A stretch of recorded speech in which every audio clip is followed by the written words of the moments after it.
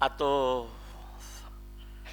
આપણો સંપ્રદાય છે ને, પેલું જ્ઞાન સ્વામી કહે છે ને, હું કે ખુશમાં રહો, હું કે સદા આનંદમાં રહો. આપણો સંપ્રદાય છે ને આનંદમાં રહેવાનો છે.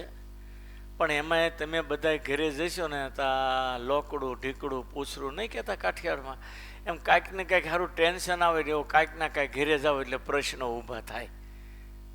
કોઈક દી ન થતા હોય પણ લગભગ વધારે થતા હોય. કાંઈક ઝીણી ઝીણી વાત ના હોય, કાં છોકરોને વહુ બાંધ્યા હોય, કાં હાહુ વહુ બાંધ્યા હોય, સામાન્ય હોય, બહુ મોટું ન હોય. જો કે સવારે બોલે બપોર પર ભેગાઈ થઈ જતા હોય. પણ એમ કે આવું જે ઝીણું ઝીણું ટેન્શન રહે ને, એ મંદિરે આવીને ભગવાનની વાતો સાંભળીએ કે થોડીક સંતો રમૂજની વાત કરે કે તમે બધાએ હળી મળીને મળો એટલે એ જ દેખાય, એટલે ઓલું જે ટેન્શન હોય ને ઓછું થઈ જાય. એટલા માટે જ્ઞાન સ્વામી એમ કે સદા આનંદમાં રહેવું. કાલે જ્ઞાન સ્વામી ઘણી મેં સત્સંગની વાતો કરીને મજા આવી અમને. હે ફોનમાં જોઈ ત્યારે બીજું શું, એટલે બહુ મજા આવી. કાલે મેં ઘણી વાતો કરી, જરાક દાંત કાઢ્યા, આનંદ કર્યો. એટલે મેં કીધું સ્વામી તમે કહો સદા આનંદમાં રહો, સાચી વાત છે. થોડુંક આનંદમાં રહેવું પડે. અને તમે હસો ને થોડુંક આનંદમાં રહો એટલે તમારી આયુષ્યમાં થોડોક વધારો થાય. અને તમે ટેન્શનમાં હો ને આમ લોહી બળે એવું ચિંતામાં જાઓ ને એટલે તમારી થોડીક આયુષ્ય ખૂટે. આ પ્રાણાયામ શું કામ કરવાના ખબર તમને? જુઓ, વશિષ્ઠ ગુરુએ દશરથને રમાડેલા, રામને રમાડેલા, લવકુશને રમાડેલા ને એના છોકરાને રમાડ્યા. એટલે એકના એક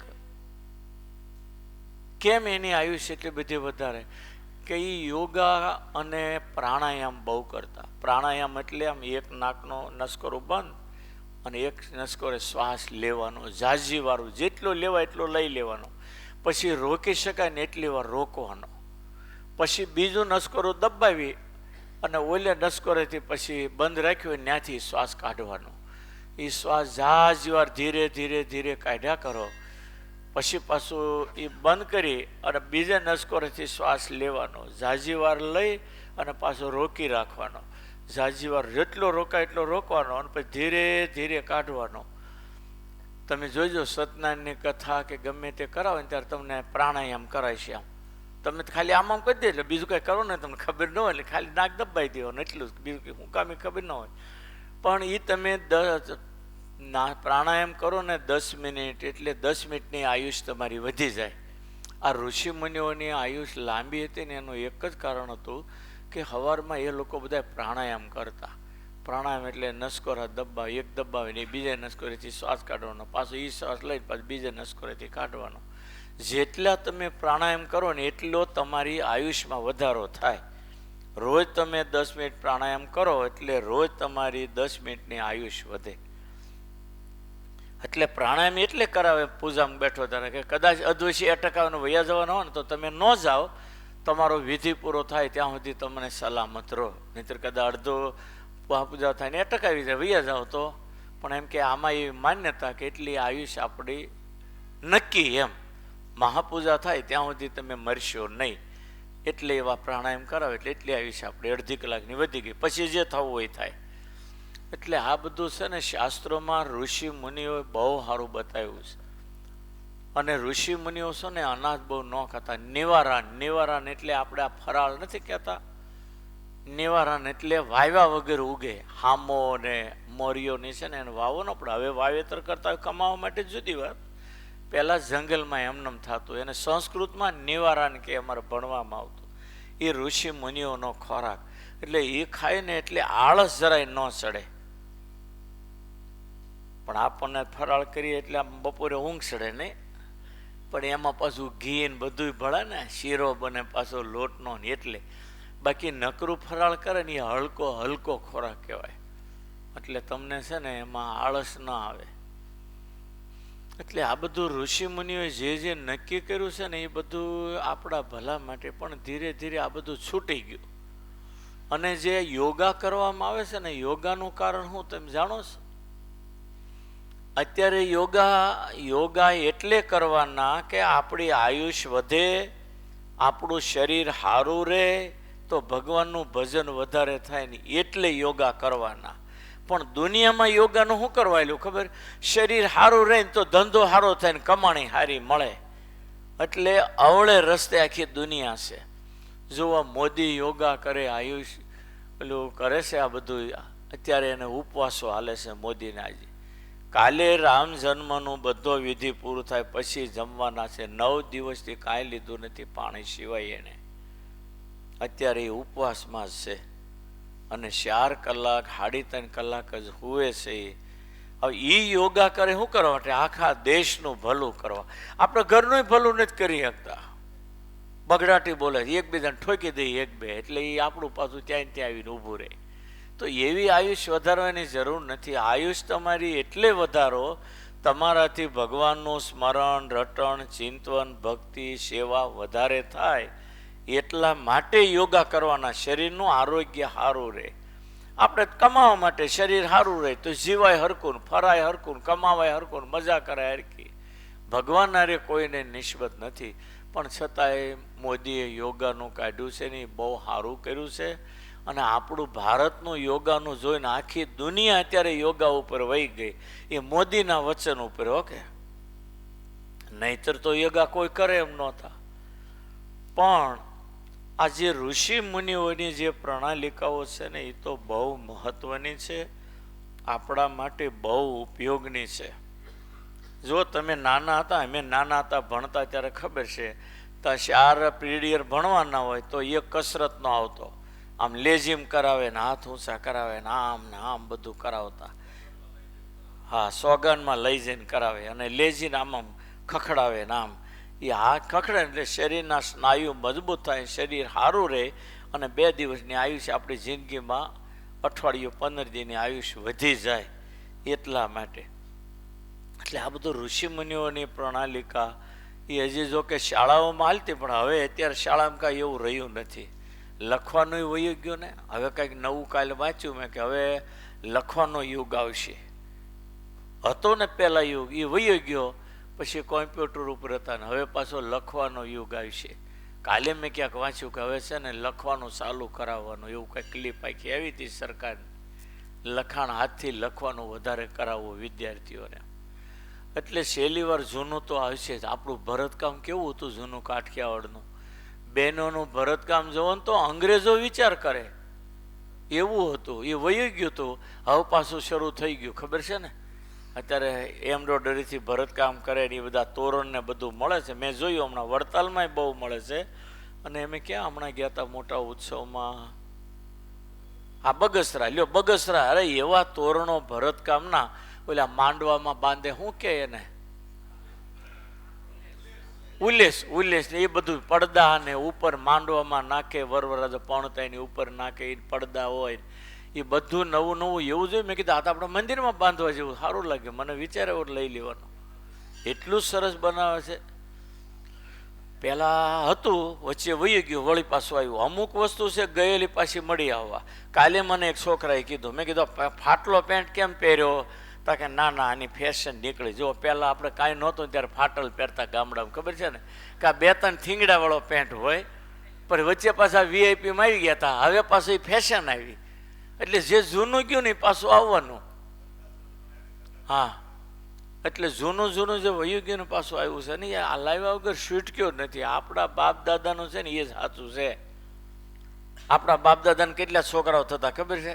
8, 10, 12. 8થી ઓછા તો હોય જ નહીં. હવે એક એક કરવા માંડ્યા. મેં આજ સવારે કોકને કીધું, ઓલું પ્રકરણમાં આવ્યું હતું ને પુરુષોત્તમ પ્રકાશમાં, મહારાજને મેળીએ જોયા ને પટેલને ઘેરે જોયા. એક જ વાર પટેલ નામ આવે છે આખા સંપ્રદાયના ગ્રંથોમાં, માત્ર પુરુષોત્તમ પ્રકાશ. ક્યાંય પટેલ શબ્દ આવતો નથી. પણ આપણી પટેલની વસ્તી હતી વધારે.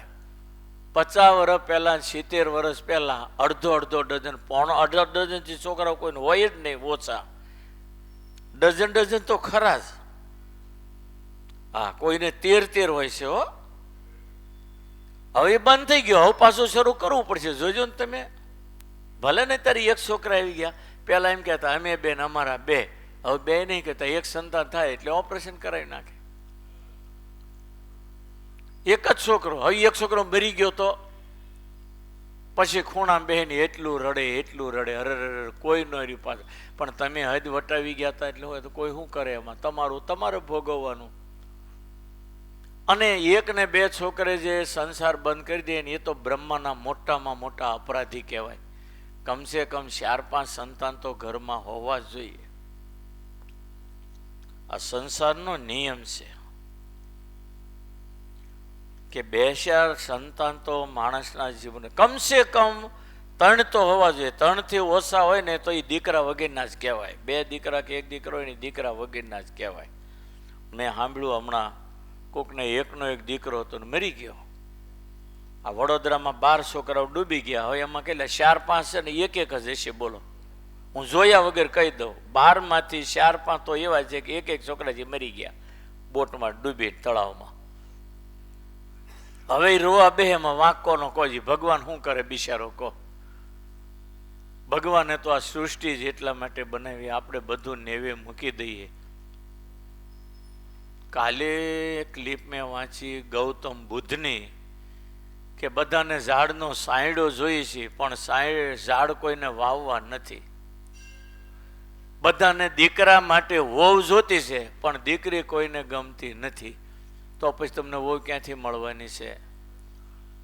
એટલે આવું ઘણું એણે લખ્યું હતું ગૌતમ બુદ્ધના શબ્દોમાં, એ ક્લિપમાં આવ્યું. એટલે ઘણી વાર આપણે હારી વાતો છે ને ગુમાવી બેસીએ છીએ. આજે તો રામચંદ્રજી ભગવાનનો કાલે દિવસ, અયોધ્યામાં અત્યારે કેવી ધબાધબી બોલે છે. આપણા મંડળમાં 2 જણને આમંત્રણ, બોલો, મોરારી બાપુનું આમંત્રણ નથી, સ્ટોપ. સારંગપુરમાંથી વિવેક સ્વામી અને ઉત્તરાખંડ ગઢવાલ જિલ્લામાંથી 2 સંતો ને 1 સુનિલ, 3 જણા. એમાં ઓદા દાદા લાલો હોલ ખુશી ગયો હરિપ્રકાશ સ્વામી ને. હા, કદાચ બેનમાં નહીં જવાય પણ આપણા મંદિરમાં રહેશે જોઈએ. બાકી 19 તારીખથી અયોધ્યામાં કોઈ પણ માણસને પ્રવેશ નથી. અને 59 દેશના વડાપ્રધાનો આવવાના છે. કુલ 6 લાખ મહેમાનો છે. એને પ્રવેશ અને એની ફૂલ ફેસિલિટીથી વ્યવસ્થા. તો કે આપણા સાધુ તો બહુ ઝાઝાઈ ગયા. નિલેપ સ્વામી, નવતમ સ્વામી, કોઠારી, ચેરમેન ને વિવેક સ્વામી ને બીજા બધા 7-8 સાધુ બીજા, એમ કે આપણા લગભગ 15 સાધુઓને આમંત્રણ છે. અને મોદીને ન્યા બેઠા ખબર કે તમે ગુજરાતમાં સર્વે કરો કોણ સરકારને અને સમાજને ઉપયોગના છે, એમ જોઈને મોટા ગુરુકુલવાળામાંથી માધવ પિદાસાની બધાને આમંત્રણ આપ્યા. આ મોદીની ઝીણી નજર કેટલી તમે જુઓ. સમાજને માટે જે થાય છે ને આપણા સંપ્રદાયમાં, એ બીજા કોઈ ધર્મવાળા નથી કરતા. બાવાઓ નકર ઉડાડે જ છે, આમ છે ને તેમ છે. પણ આપણા સંપ્રદાયે જે સમાજ માટે જે કર્યું છે ને એની કદર અત્યારે મોદીએ દિલ્હીમાં બેઠા કરી. ઓછામાં ઓછા 25-35 સાધુ આપણા જાય છે અયોધ્યા. પહોંચી ગયા બધા, આજે રાત્રે પહોંચી ગયા હશે. અને એ રામ જન્મભૂમિ એનો પ્રશ્ન કેટલો મોટો હતો કલ્પના કરો. આની આ ભારતને માટે જીવતો વિશ્વની અંદર આ એક જ ચમત્કાર ગણાય. જે દિવસે અલ્હાબાદ હાઈકોર્ટમાંથી જજમેન્ટ બહાર પડવાનું તો 20 વર્ષ થયા છે કદાચ. 92માં હતું એ ના, બાબરી નહીં, ત્યાર પછી અલ્હાબાદથી જજમેન્ટ બહાર પડવાનું. ખબર, આખું ભારત એલર્ટ કરી દીધું હતું, સાવધાન, પોલીસો ગોઠવી દીધી, ભયંકર તોફાન થવાનું હતું. અને જો આપણી ફેવરેટ જજમેન્ટ આવ્યો હોત ને તો 60 દેશના મુસલમાનો હલ્લો કરવાના હતા ભારત ઉપર. અને કોંગ્રેસ ક્યાંય ભોંયરા માનતા જાય ને ભારતની પ્રજાને મારી નાખત. આ તો ભગવાને દયા કરી, વડાપ્રધાન મોદી મળ્યો, આખી દુનિયા ધ્રુજી ગઈ છે. અત્યારે બધી આખી દુનિયાની નજર મોદી ઉપર છે. આ યુદ્ધો થાય છે ને એમાં દુનિયા એમ જ જાણે છે કે જો મોદી ધારે તો યુદ્ધ બંધ રહે, બાકી રહે નહીં. આખી દુનિયાની નજર મોદી ઉપર. હવે આટલો બધો પ્રભાવશાળી માણસ આપણને મળ્યો. આજે કાશ્મીરનો પ્રશ્ન, અયોધ્યાનો પ્રશ્ન શક્ય નહોતી કે પૂરો થાય, એને બદલે કોઈના પેટમાં પાણી ન હલ્યું, પ્રશ્ન હલ થઈ ગયો, મંદિર થઈ ગયું. અને આજે હજારો મુસલમાન તો સ્વાગત કરવાના રામનું. લ્યો, હવે તમે જ વિચાર કરો કે આ મોદીની અંદર ભગવાન હોય તો જ કામ થાય, ભગવાન ન હોય તો મોદી કરીએ કે? અત્યારે મોદીની અંદર 100% ભગવાન છે. જેમ પરશુરામ છે ને એ બ્રાહ્મણ જ હતા, ભગવાન નહોતા, પણ શક્તિ આવી કાર્ય પૂરતી શક્તિ મૂકી અને આખી પૃથ્વી ક્ષત્રિય વગરની પાપીઓ વગરની કરી 62,000 તો રાજાઓના માથા કાપ્યા હતા, નાના મોટા. એ ભગવાનનો એમાં પ્રવેશ હતો. એમ આજે પણ આ મોદી કળા અવતાર છે. આ ઈશ્વરે એમાં એવી કળા મૂકી છે, એ ઈશ્વરની મૂકેલી શક્તિથી કામ થાય છે. આજે એ આખો કળા અવતાર કહેવાય ને તો એમાં અતિશયોક્તિ કહેવાય નહીં. અને આજે એટલો બધો મોટો પ્રશ્ન હલ થઈ ગયો. તમે વિચાર તો કરો, ભારતના તીર્થો જુઓ. તીર્થોને કેટલી કોંગ્રેસ હેરાન કરતી હતી, સાધુઓને બધાને હક નહોતી લેવા દીધી. તો એ કે કોંગ્રેસ કે અમે નથી હાજરી આપવાના આવ્યો ત્યાં, ન કંઈ નહીં, એની જરૂર ક્યાં છે? મોદીની નજરમાં બધા છે, આ પ્રશ્ન પૂરો થાય ને બધાને ગાઈ લેવાનો છે મોદી. બધાને ઊભું રહેવું ભારે પડશે, જોજો તમે, એની શક્તિ છે. અને રાજાને માટે રાજનીતિમાં નિયમ છે કે ગુંડાગીરી કરે ને ખૂન કરાવી નાખે એવા માણસો રાજાએ રાખવા જોઈએ. રાજાને નડે ને એ માણસ રાજાએ બોલવા નહીં, એની સાથેનો માણસ ઉલાળી દે એને. આવા માણસો રાખવા જોઈએ એવું રાજનીતિમાં લખ્યું. અને એ રીતે મોદીએ એવા અમિત શાહને રાખ્યા છે ને, અમિત શાહ દાંત કાઢતા કાઢતા બીજાને ઉલાળી દે, ખબર ન પડે કે અમિત શાહે માર્યો છે. અને એમાંય પાછા હજી મોદીથી હવાયા યોગી આદિત્યનાથ, એટલા ભાઈ નવનાથનો વારસદાર ભાંગી નાખશે. 1200 ગુંડાઓને ગોળીઓ મારી મારીને ઉડાડી દીધા. યુપીની અંદર રામરાજ કરી દીધું આપણી પહેલા. આપણે તો હજી આ ઓલી બાંગ પોકારે કાંઈ કહી નથી શકતા, એને બાંગ પોકારે બંધ કરાવી દીધી. આખા યુપીમાં ક્યાંય બાંગ પોકારવા નહીં. બીજાને શું કામ નડો છો તમે? જાઓ તમારા દેશમાં, વૈયા જાઓ. બધાની મિલકતો લઈ લીધી ને ઉલાળી દીધા 1250 ને. અને સર પોલીસોને કહી દીધું કે તરત ગોળી મારીને રિપોર્ટ લખીને, સટકી ગયો તો એટલે ગોળી મારી દીધી એવો રિપોર્ટ લખી નાખવાનો. રાજનીતિ છોડીને કાંઈ નથી કર્યું. અને ખરેખર આપણો દેશ છે ને ધર્મનો દેશ છે. આમાં ધર્મનું કાંઈ નહોતું રહ્યું. ત્યારે ભગવાને જ આ મોદીને મૂક્યા.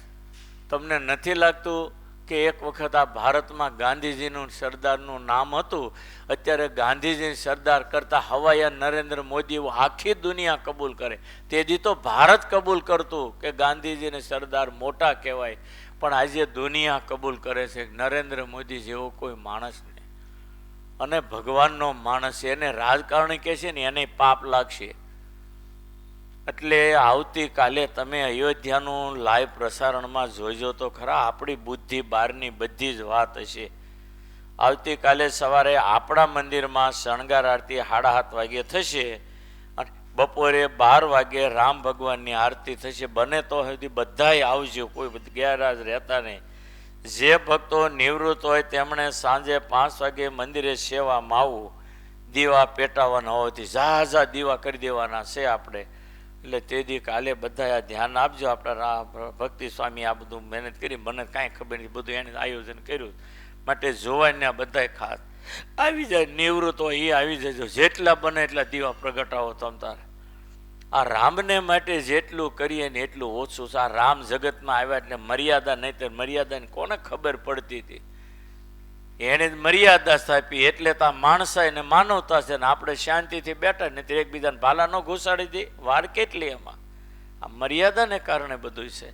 ને આ રામ અયોધ્યા એટલે તમને કહું, હું ઘણીવાર સભામાં બોલતો કે અયોધ્યા એટલે ભારતની સાચી ખાનગી અને મહત્વની મિલકત છે. આજે અયોધ્યામાં લગભગ 5,5-6 હજાર રામ મંદિરો એ વર્ષો પહેલાં, અત્યારે તો 8-10 હજાર મંદિરો થઈ ગયા છે. એ સરયુ નદી માનસરોવરમાંથી નીકળતી એ સરયુ જુઓ અને એ સરયુના પુલ ઉપરથી તમે અયોધ્યા જુઓ. આપણી અકલ કામ ન કરે. નકરા હજારો શિખર હોનાના શિખર ચમકતા દેખાય. એ અયોધ્યા કાંઈ સામાન્ય નથી, રામની જન્મભૂમિ. હું તો કેટલી વખત બસો ભરીને અહીંના યાત્રિકોને લઈ ગયો અને કેટલાયને અયોધ્યા ગોકુળ વૃંદાવન બતાવ્યું. હજી 2-5 વર્ષમાં તમે આવી જાહો જ લાલી અયોધ્યા જેવી મથુરામાં પાછી જોવા મળશે. તમારે જોવું હોય જોઈજો. ત્યાં તો યોગી આદિત્યનાથમાં આત્મા એટલી આના કરતા હવાયો અયોધ્યા કરતા ધામધૂમી થવાની. એટલે આ બધું ભારત માટે આપણે બહુ સારામાં સારા શુકન છે કે જાણે બધાએ સવારમાં દહીં ખાધું છે ને એવા શુકન છે. અને કાલે બધાએ લાઈવમાં જોજો, જોવા જેવું હશે. અયોધ્યામાં જોકે બીજા કોઈને પ્રવેશ જ નથી અને એટલો બધો બંદોબસ્ત ગોઠવ્યો, જરાક સબરીક્યું કર્યું એટલે ઘરના બધા સભ્યો ડબ્બામાં નાખી જેલમાં પૂરી દેવાના. આ ઉત્સવ પૂરો થાય ત્યાં સુધી એને હલાવવા નહીં. મોદીએ એટલું સરસ ગોઠવું છે ને એટલી જે વર્ષો પહેલા જે રાજનીતિ હતી ને એ રાજનીતિ અત્યારે એને લાવી દીધી. સરકારને એક પણ વ્યક્તિ નડે એવો હોવો જ ન જોઈએ. કોઈક પણ સબરીક્યું કરશે એટલે સીધો ડબ્બામાં નાખી જેલ ભેગો. રામ જન્મભૂમિનો પ્રતિષ્ઠાનો ઉત્સવ પૂરો થાય ત્યાં સુધી એને હલાવવા નહીં. ગમે એટલી અપીલ થાય, આ થાય, કાંઈ નહીં. એટલે નરેન્દ્ર મોદી એટલે ધર્મરાજા યુધિષ્ઠિર જ આ યુગનો જોઈ લ્યો. આમાં 1% ફરક ન કહેવાય. માનો તો ભલે, ન માનો તો કાંઈ નહીં. બાકી એ જમાનામાં જેમ ધર્મરાજ યુધિષ્ઠિર હતા એમ અત્યારે આપણો ભારતનો રાજા એ ધર્મરાજ યુધિષ્ઠિર જેવા જ છે. હું તો બધાને કહું છું, ભગવાન પાસે ઊભા હોય ને ત્યારે હાથ જોડીને એટલું કહું, હે ભગવાન, નરેન્દ્ર મોદીને અમારી 5 દિવસની આયુષ આપજો અને એને શક્તિ આપજો કે ભારતનું નહીં આખી દુનિયાનું રક્ષણ કરે. આજે જો પાકિસ્તાનને ઈરાન પાછા લડાઈ કરવા માટે જજુમે ખાવાનું રહ્યું નથી તોય લડાઈ કરી બે જણા. પણ આમાં ભગવાનનો હેતુ એવો છે કે વસ્તી પાપીઓને કાઢી અને વસ્તી ઓછી કરવી છે. અને મોટામાં આ પ્રશ્નો બધા આવી ગયા. પેપરોમાં તમે વાંચ્યું હશે, રશિયા અને યુક્રેનનું યુદ્ધ થયું ત્યારે રશિયાવાળાએ પૂછ્યું મોદીને, ત્યારે મોદીએ કીધું કે આ તમે ભૂલ કરો છો, આ સમય યુદ્ધનો નથી. અને છતાંય એણે યુદ્ધ કર્યું. મોદી હટી ગયા એની ફરજ બજાવીને અને એ કેટલો દુનિયાનો ભાર ઉતર્યો. પાપીઓ 7 અબજની વસ્તી છે. કહેવાય છે 26મી સાલ સુધીમાં તો 50% 25% વસ્તી તો ઓછી થઈ જવાની છે આ યુદ્ધોમાં. પાપી હોય એ જ મરશે. એમાં ધર્મના રક્ષક હોય એને ભગવાન પ્રેરણા કરતા હોય છે. નહીંતર મોદી અટકાવ્યા હતા પણ નથી મોદી બોલતા ને એમાં રહીને ભગવાન નથી બોલતા, એને આ ભાર ઉતારવો છે. એટલે આવી ઘટનાઓ બહુ બને છે. ધર્મરાજ યુધિષ્ઠિર હતા ત્યારે પણ કેવી પ્રજા શાંતિથી જીવતી હતી. તમે વિચાર કરો, તમે ભાગવત વાંચો, મહાભારત વાંચો, ખબર પડે. અને આજે પણ એ મોદીના રાજમાં કેટલી શાંતિ, તમે વિચાર તો કરો. નહીંતર ક્યાંય હક આવતો, અહીંયા હુલડ થતા ભાગવા માંડતા મુઠ્ઠીઓ વાળી. 2 મુસલમાનો એને તો 52 હિન્દુને ભગાડે. અને આપણો કરમસિંહ ઓલો ખોપાળવાળો એને તો મુહૂર્તમાં જ હળગાવી દીધો, હળગતા ઢગલામાં નાખી. કોઈ બળદો દીકરો હામો નહોતો ગયો. આ તો કોંગ્રેસનો રાજો તો આપણો બધા ઠેકાણે પડી ગયા, તમારી એકેય ન રહે. આ તો ભગવાને મોદી મોકલ્યા એટલે એની ભગવાનને પ્રાર્થના કરજો, એનું આરોગ્ય સારું રાખે અને ભગવાન શક્તિ આપે. એ પોતે જો કે ભગવાનને એવી પ્રાર્થના કરે ને એવી શક્તિ મેળવે છે ને બસ એને દેશ માટે જીવવું છે.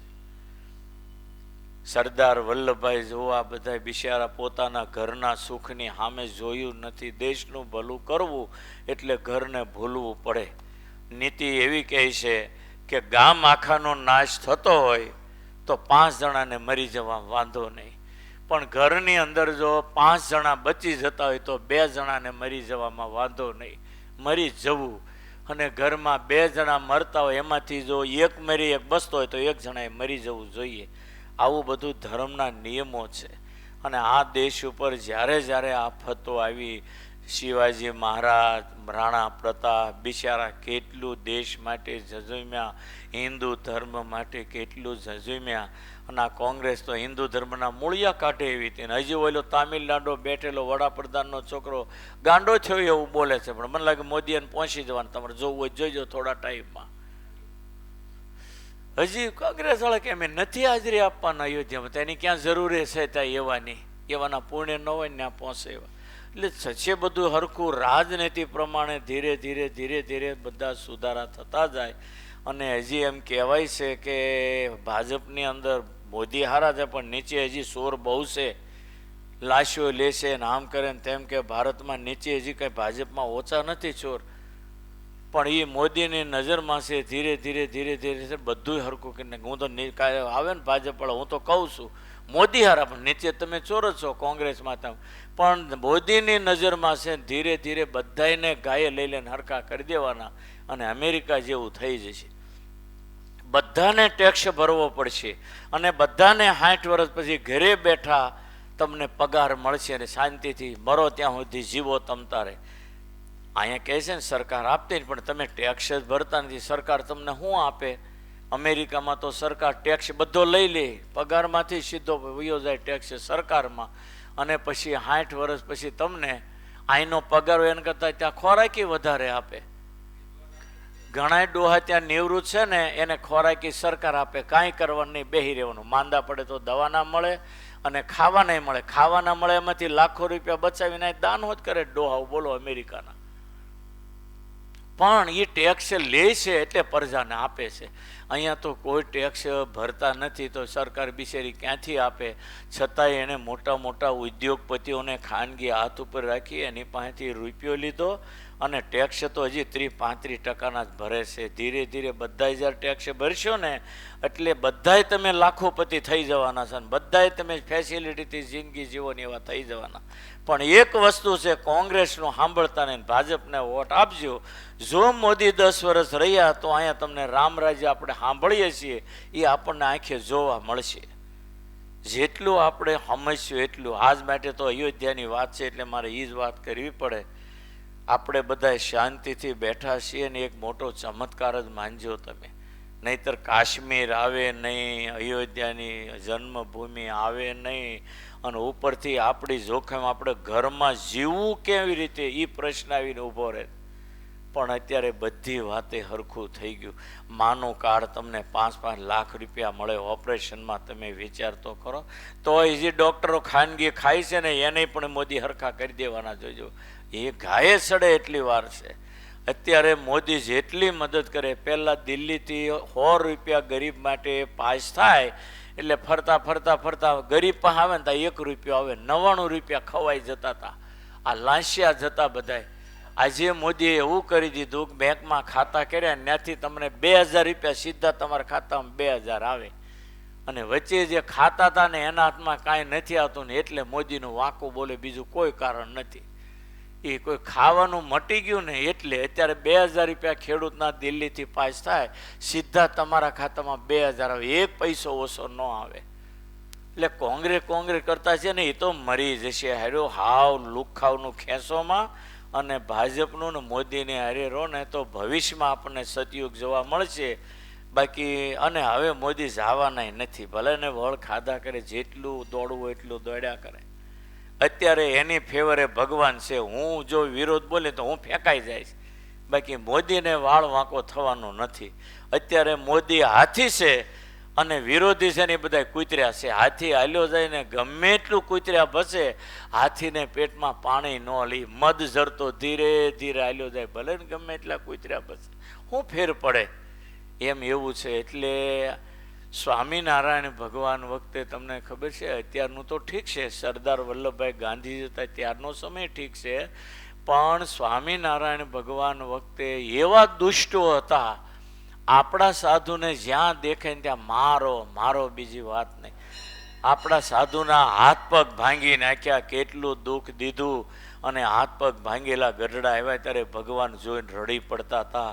અને તે દી ભગવાનથી બોલી જવાયું કે હવે તમને દુઃખ દેનારના પૂર્ણ ખૂટી ગયા છે અને એની રક્ષા માટે શ્રી કૃષ્ણ નારાયણની ઈચ્છાથી વાયવ્ય દિશામાંથી રામચંદ્રીએ જે અંગદને યુરોપની અંદર નિમ્યો હતો એના વંશની સર માલ્કમ સરકાર, અંગ્રેજ ગવર્નર, એ ભારતમાં આવી રહી છે, મુંબઈ જવાની છે અને એ અહીંથી જશે અને એ તમને દુઃખ ને બધાને ગળે ફાંસા દઈ દંડ દઈ એનો અંત લાવી દેશે અને તમારી રક્ષા કરશે. સંતો ત્યાં સુધી તમે બાહ્ય ચિહ્નો કાઢી નાખો, ચોટલી, તિલક, સાંડલા, કંઠી નહીં રાખવાની, અલક્ષ્યપણે ફરો.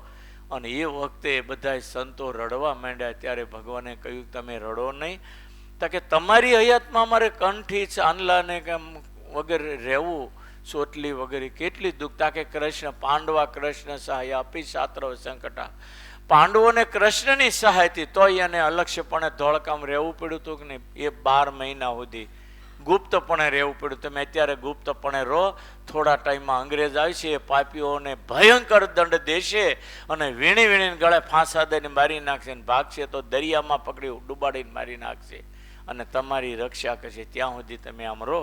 અને તરત જ અંગ્રેજ આવી જેટલા પાપીઓ હતા ને વીણી વીણીને ઠાર કરી દીધા. એટલે અંગ્રેજો ભગવાનની ઈચ્છાથી આવ્યા, પણ છેલ્લી વખત મર્યાદા મૂકી તો સરદારને ગાંધી જેવા એને કાઢ્યા. કોંગ્રેસ પહેલાં હારી જ હતી, અત્યારે કોંગ્રેસ ક્યાં કોઈ ગણે છે? પહેલાં હારી હતી, એને જ આઝાદી અપાવી, પણ પાછળ આવા પાક્યા તો મોદીએ કાઢી, અને અત્યારે એને કાંઈ રહ્યું નથી. એમ સમય જ્યારે બધો બદલાઈ જાય છે ત્યારે આવું બનતું હોય છે. મહારાજ વખતે કાંઈ સંતોને ઓછા નથી દુઃખ પડ્યા. આ તો ભગવાન જ અંગ્રેજને લાવ્યા ને અંગ્રેજોએ સાધુની રક્ષા કરી. અહીંના લોકોએ તો નેવે મૂક્યું હતું, ધ્રાંગધર દરબાર પાસે સાધુને મારે રાવ લઈને જાય તા ગાયો ગાયો લડી મારો, અમને શું કહો છો? એટલે અંગ્રેજને આવવું પડ્યા. આવા પાપીઓને વીણી વીણી નાશ કર્યો. એમ અત્યારે પણ એવું થશે. આ તો ધર્મનું રાજ આવે, સમય જાય ત્યારે આવે. જેમ ખેતરમાં આપણે હાથી હાંકીએ છેડે અડધે જે નથી ઉપાડો આવતો, એમ પછી 50 વર્ષે ભગવાન આવો ઉપાડો કાઢે, પછી પાપ વધે ને ત્યારે. એટલે આ બધી ઘટનાઓ ભગવાનની ઈચ્છાથી બનતી હોય છે. આપણે શિક્ષાપત્રીના નિયમોમાં રહી ભગવાનનું ભજન કરવું.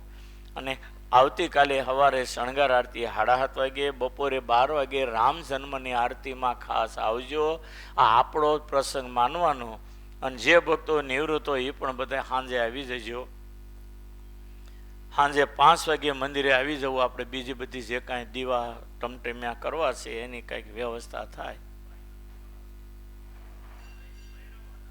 હા, મહિલાઓ, બહેનો, ભાઈઓ બધાને આવવાનો હતો. આપણો બધાનો પ્રસંગ છે, માટે બધાએ આવજો. આજે કથા નથી કરી, આજ બીજી વાતો કરી. રાજી રહેજો. સહેજાન સ્વામી મહારાજ.